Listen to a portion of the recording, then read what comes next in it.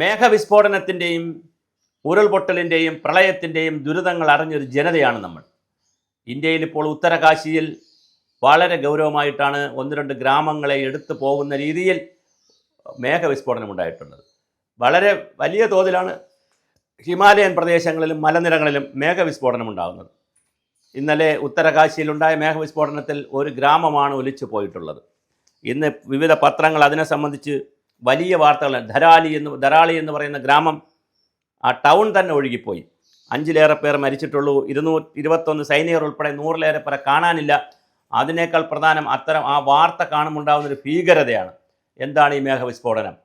നമുക്കറിയാം, കടലിലെ വെള്ളം നീരാവിയായി മേൽപോട്ട് പോയി മേഘങ്ങളാൽ തടഞ്ഞ് വർഷമേഘങ്ങൾ തന്നെ ഉടലുടഞ്ഞ് ഭൂമിതൻ ദാഹമകറ്റാൻ പുണ്യമായി എത്തുന്ന പ്രകൃതിയുടെ സുഹൃതമാണ് മഴ. അത് നമുക്കറിയാം. പക്ഷേ ഇത് കടലിൽ നിന്ന് വിവിധ കാരണങ്ങളാൽ ചൂടായി മുകളിലേക്ക് പോകുന്നത് തിരശ്ചീന ദിശയിലും ലംബ ദിശയിലും സഞ്ചരിക്കും. ഇങ്ങനെ സഞ്ചരിക്കും, മുകളിലോട്ട് സഞ്ചരിക്കും. അങ്ങനെ തിരശ്ചീന ദിശയിൽ സഞ്ചരിക്കുന്ന ആ ചൂടുള്ള നീരാവിയെ വീണ്ടും ലംബ ദിശയിലേക്ക് മുകളിലേക്ക് കയറ്റിവിടുന്നതിന് മലനിരകൾ ഉണ്ടെങ്കിൽ നല്ലതാണ്. പിന്നെ മരങ്ങൾ ധാരാളമുള്ളത് നല്ലതാണ്.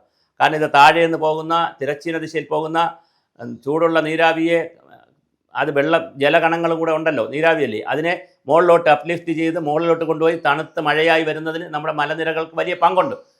കേരളത്തിൽ വയനാട് ഉരുൾപൊട്ടലുണ്ടായ മലനിരകളുടെയൊക്കെ പ്രത്യേകത അതാണ്. വളരെ പൊക്കത്തിലുള്ള ആയിരക്കണക്കിന് മീറ്റർ പൊക്കത്തിലുള്ള അല്ലെങ്കിൽ അടി പൊക്കത്തിലുള്ള മലനിരകൾ ചെയ്യുന്ന ധർമ്മം അതാണ്. ഇതിനെ മുകളിലോട്ട് വലിക്കും. ഈ ചൂടുള്ള വായുവിനെ മുകളിലോട്ട് വലിച്ച് കറക്കി അവിടെ തണുത്താണ് മഴ വരുന്നത്. ഇവിടെ ചെറിയൊരു ശാസ്ത്രം കൂടെ അറിഞ്ഞിരിക്കുന്നത് നല്ലതാണ്. അന്തരീക്ഷത്തിൻ്റെ ലെയറുകളെ നമ്മൾ കണക്കാക്കുന്നത് ഭൂമിയിൽ നിന്ന് മുകളിലേക്ക് പോകുമ്പോൾ നാം ഒക്കെ ജീവിക്കുന്ന ഈ എല്ലാ വ്യത്യാസങ്ങളുണ്ടാകുന്ന ഗ്യാസുകളും വാതകങ്ങളുമൊക്കെ ഉണ്ടാകുന്ന ചൂടുമൊക്കെ സംഭവിക്കുന്ന ട്രോപ്പോസ്ഫിയർ, അത് കഴിഞ്ഞാൽ സ്ട്രാറ്റോസ്ഫിയർ, അത് പറഞ്ഞാൽ മിസോസ്ഫിയർ, തെർമോസ്ഫിയർ, അയണോസ്ഫിയർ.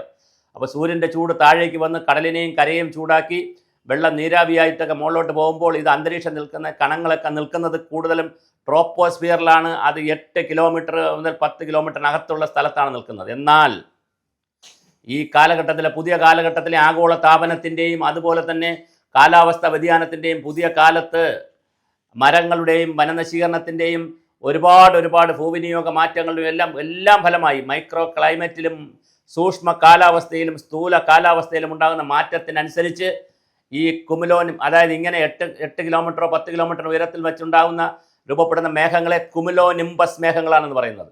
ഈ രൂപപ്പെടുന്ന കുമുലോ നിംബസ് മേഘങ്ങൾ ഇപ്പോൾ 10-15 കിലോമീറ്റർ ഉയരത്തിൽ നിന്നാണ് രൂപപ്പെടുന്നത്. അപ്പോൾ കുറച്ചുകൂടി ഉയരത്തിൽ നിന്ന് രൂപപ്പെടുമ്പോൾ അതിൻ്റെ ശക്തി കൂടുതലായിരിക്കും. കാര്യം നമുക്കറിയാം, നമ്മളൊരു ചരിഞ്ഞ പ്രദേശത്ത് അല്ലെങ്കിൽ ഒരു പ്രദേശത്ത് വളരെ ഉയരത്തിൽ നിന്നാണ് വീഴുന്നതെങ്കിൽ, ഞാൻ ഒരു ഉദാഹരണം പറയുമ്പോൾ നിങ്ങൾക്ക് മനസ്സിലാവും. നമ്മൾ മുട്ട ഓംലെറ്റ് അടിക്കുമ്പോൾ സാധാരണ ദോശക്കല്ല്, ചൂടായി കിടക്കുന്ന ദോശക്കല്ലിലേക്ക് മുട്ട ഓംലെറ്റ് അടിക്കുമ്പോൾ നമ്മൾ മുട്ട പൊട്ടിച്ച് പൊക്കത്തിൽ നിന്നാണ് ഇടുന്നതെങ്കിൽ വല്ലാത്തൊരു ശബ്ദവും വല്ലാത്ത രീതിയിലായിരിക്കും അത് വ്യാപിക്കുന്നത്. അതേസമയം പതുക്കെ പൊട്ടിച്ച് കല്ലിൻ്റെ അടുത്ത് വെച്ചാണ് ഒഴിക്കുന്നതെങ്കിൽ അല്ലെങ്കിൽ ഒരു പാത്രത്തിൽ വെച്ചാണ് ഒഴിക്കുന്നതെങ്കിൽ ചെറിയ ശബ്ദവും അതിന് ഷെയ്പ്പും എല്ലാം കാണും. മറ്റേതാണെങ്കിൽ വലിയ ശബ്ദവും ഷെയ്പ്പൊന്നും ഇല്ലാതെയിരിക്കും മുട്ട വരെ. എന്ന് പറഞ്ഞാൽ നമ്മൾ ആ ഉയരം കൂടിയാണ് കാരണം.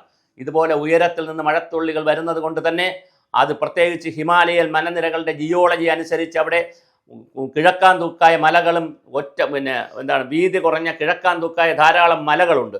ഈ മലകളിൽ വീഴുന്ന വെള്ളം ശക്തിയായി വീഴുന്ന കുമുലോ നിംബസ് ക്ലൗഡുകൾ വന്നാൽ ഇത് തീർച്ചയായിട്ടും അത് താഴേക്ക് വന്ന് വലിയ പ്രളയമുണ്ടാക്കും. ഇനി മറ്റൊരു കാര്യമുള്ളത്, ഈ കുമുലോ നിംബസ് ക്ലൗഡുകൾ രൂപപ്പെടുമ്പോൾ അല്ലെങ്കിൽ അത്തരം മേഘങ്ങൾ രൂപപ്പെടുമ്പോൾ സ്വാഭാവികമായും ഞാൻ പറഞ്ഞു, കടലിലെ വെള്ളം മേൽപോട്ട് പോയിട്ടാണ് ഇത് രൂപപ്പെടുമ്പോൾ അത് ഐസ് കണങ്ങളായി മാറും. ഐസ് കണങ്ങളായി മാറുമ്പോൾ ആ ഐസ് എന്ന് പറയുമ്പോൾ വളരെ ചെറിയ തുള്ളികളാണ്. ആ തുള്ളികളെ ഭൂമിയിലേക്ക് മഴയായി കൊണ്ടുവരുന്നത് ഭൂഗുരുത്വാകർഷണ ബലമാണ്. അപ്പോൾ ഭൂഗുരുത്വാകർഷണ ബലം വെള്ളത്തെ താഴോട്ട് പിടിക്കും. അതേസമയം മുകളിലുള്ള ചൂടുള്ള വായുവിൻ്റെ പ്രവർത്തന ഫലമായി ഈ ഐസ് കട്ടകൾ പോലുള്ളത് തണുക്കുന്നതിനും ഐസ് കട്ട ആവുന്നതിനൊക്കെ എടുക്കുന്ന സമയം വെച്ചുകൊണ്ട് തിരശ്ചീനമായും ലംബമായിട്ടൊക്കെ അവിടെ സഞ്ചരിക്കും. അപ്പോൾ അവിടെ നിന്നുള്ളൊരു മുകളിലോട്ടുള്ളൊരു ഈ മലനിരകളുടെയും മരങ്ങളുടെയും ഒക്കെ മുകളിലോട്ടുള്ളൊരു മുകളിലോട്ട് വലിക്കുന്ന ഒരു രീതി, ഭൂഗുരുത്വാകർഷണ ബലം താഴോട്ട് വലിക്കുന്ന രീതി. അപ്പോൾ ഈ ബലാബലത്തിൽ ഭൂഗുരുത്വാകർഷണ ബലത്തിന് കൂടുതൽ ബലം കിട്ടുമ്പോഴാണ്, അല്ലെങ്കിൽ കൂടുതൽ ശക്തി കിട്ടുമ്പോഴാണ് മഴത്തുള്ളികൾ താഴേക്ക് വരുന്നത്. അപ്പോൾ അത് ഒന്നിച്ച് ശക്തിയായി വരുമ്പോഴാണ് മേഘവിസ്ഫോടനം ഉണ്ടാകുന്നത്. ഒന്നിച്ച് പെട്ടെന്ന് വരികയാണ്. ഇങ്ങനെ വന്നിട്ടാണ് നമ്മുടെ ഈ ഉത്തരകാശിയിൽ ഇത് സംഭവിച്ചിരിക്കുന്നത്. ഇതുപോലെ കേരളത്തിൽ ഇത് മലനിരകളിലാണ് ഉണ്ടാകുന്നതെന്ന് നമ്മൾ പറയുമ്പോൾ തന്നെ, മിന്നൽ പ്രളയമൊക്കെ ഉണ്ടാക്കുമെന്ന് പറയുമ്പോൾ തന്നെ കേരളത്തിലെ കളമശ്ശേരിയിലും മേഘവിസ്ഫോടനം ഉണ്ടായി എന്നുള്ള കാര്യം നാം തിരിച്ചറിയണം. അപ്പോൾ കാലാവസ്ഥാ വ്യതിയാനം വലിയ പ്രധാന പ്രതിസന്ധിയാണ് ഉണ്ടാക്കുന്നത്. 2012 അസിൻഗംഗ മേഖലയിൽ 35 പേരെ മരിപ്പിച്ചുകൊണ്ടും 2012 തന്നെ രുദ്രപ്രയാഗിൽ 69 പേര് മരിച്ചുകൊണ്ടും 2013 കേദാർനാഥിൽ 4000 പേർ മരിച്ചെന്ന കണക്ക് വെച്ചുകൊണ്ടും വലിയ മേഘവിസ്ഫോടനങ്ങൾ ഉണ്ടായിട്ടുള്ള ഹിമാലയൻ പ്രദേശമാണ്. ഒരു പരിസ്ഥിതി ലോല പ്രദേശം കൂടെയാണ് അവിടെ. അപ്പോൾ തീർച്ചയായിട്ടും ഈ ഉത്തരകാശിയിൽ ഉണ്ടായിരിക്കുന്ന മരണത്തിൽ ഇപ്പോൾ 100-ലേറെ പേരെ കാണാനില്ല എന്നാണ് പറയുന്നത്. തീർച്ചയായിട്ടും മരണസംഖ്യ കൂടാതിരിക്കട്ടെ, അതുപോലെ തന്നെ നാശനഷ്ടങ്ങൾ കുറഞ്ഞിരിക്കട്ടെ. എന്തായാലും നമ്മുടെ ഭൂമിശാസ്ത്രം കൂടി മനസ്സിലാക്കി കാലാവസ്ഥയെയും മഴയെയും വെള്ളത്തെയും അതിൻ്റെ വരവിനെയും പോക്കിനെയും ഒക്കെ മനസ്സിലാക്കുന്ന പുതിയ ദുരന്ത പരിപാലന രീതികൾ കൂടി പഠിച്ചുകൊണ്ട് മാത്രമേ നമുക്ക് പ്രകൃതിയോടൊത്ത് ജീവിക്കാൻ കഴിയൂ. പ്രകൃതിയോടൊപ്പം ജീവിക്കുക, ലിവ് വിത്ത് നാച്ചർ എന്ന സങ്കല്പത്തിലേക്ക് മാനവരാശി വരേണ്ട സമയം കഴിഞ്ഞു. ഇന്ത്യയും അതിലേക്ക് ഉയരണം, കേരളവും അങ്ങനെ തന്നെ ആകട്ടെ.